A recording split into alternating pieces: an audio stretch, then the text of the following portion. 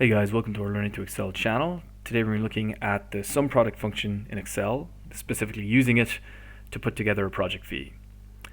So the SUMPRODUCT function is a very useful tool for putting together fees or cost estimates or any quantity table where we're multiplying one set of numbers by another.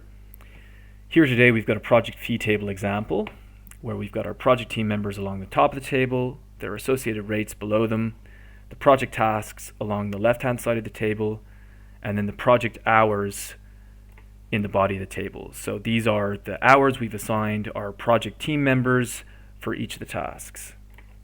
And what we want to do here today is we want to get the total for all of the project tasks, and we're going to do this by multiplying the project task hours by the project team member rates for all 8 of the project tasks. And we're going to look at a regular method for doing this, and we're going to look at a SUMPRODUCT method for doing this. So we're first going to look at the regular method. We'll go to cell I6, hit equals, and we're going to get the total for the project initiation task here. So to do that, we'll reference the senior reviewer rate at cell reference C4. We're going to make that reference absolute. That's what the dollar symbols mean. I'll create a video at a later date as to why that's important, but essentially when we copy and paste this formula, that cell reference won't shift, and that's what we want. We want the rate references to stay in place, and we want the hour references to shift when we copy and paste the formula. So we're multiplying that by the senior reviewer hours here in cell C6.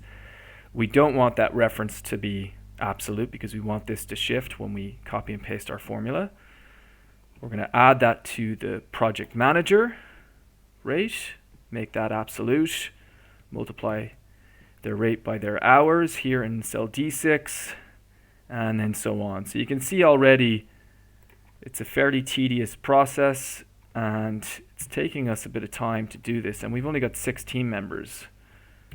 So QA/QC rate multiplied by the hours. There's no hours here, but we're obviously going to copy and paste this formula down, and there's hours down here, so we want to capture that. Also a lot of potential for error as well as you're selecting cells one by one. So finally here, the admin support rate multiplied by their hours.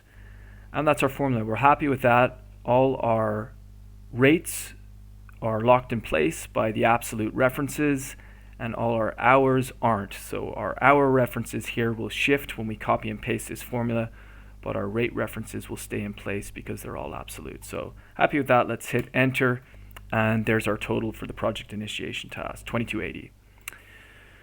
So happy with that. Let's copy and paste this formula down into these cells. You can drag it or copy and paste, whatever you want.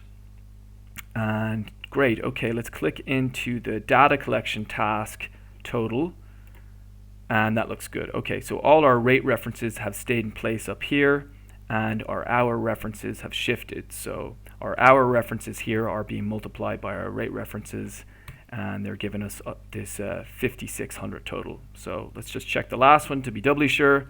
Great. All our final report meeting hour references are where they should be, and our rate references are still in place up here. So very happy with that. That's worked out well, and our project total is 29K. So that's the regular method. You see how slow and tedious that is. Now let's look at the SUMPRODUCT method. So here in cell J6, we'll hit equals, type SUMPRODUCT, open bracket, and then we're prompted for array 1.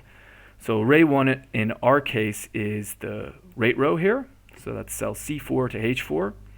We want to make that absolute, obviously, because we don't want that to shift when we copy and paste the SUMPRODUCT formula. So happy with array 1, so hit comma, and then we're prompted for array 2. With the SUMPRODUCT formula, you can add in as many arrays as you want. In our case, we just need 2. We need the rate array, and we need the project task hour array. So the project task hour array is going to be cell C6 to H6. We don't want that to be absolute because when we copy and paste our SUMPRODUCT formula, we want this to shift so that the array is reflective of the project task that we're totaling. And again, with the SUMPRODUCT formula, similar to the sum and COUNTIF formulas,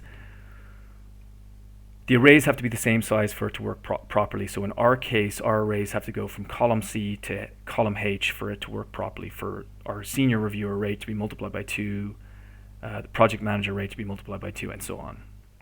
So happy with our formula, so close bracket and hit enter, and there we go. So same total as the regular method. Let's drag this down. Yeah, all our totals are the same, and we can click in here to the final report meeting task total, and we can see that our rate array has stayed in place and our task hour array is where it should be for the final report meeting row. So happy with that. Our total is the same as well, and you can see how much quicker the SUMPRODUCT method is than the regular method. So hopefully that video helps you. It might save you some time in the future. If you like this video and you'd like to see more, please subscribe to our channel, and you can reach out to our team directly if you have any issues with Excel, or if you're struggling with Excel, you can contact our team and we'll help you. Thanks for watching. Have a great day.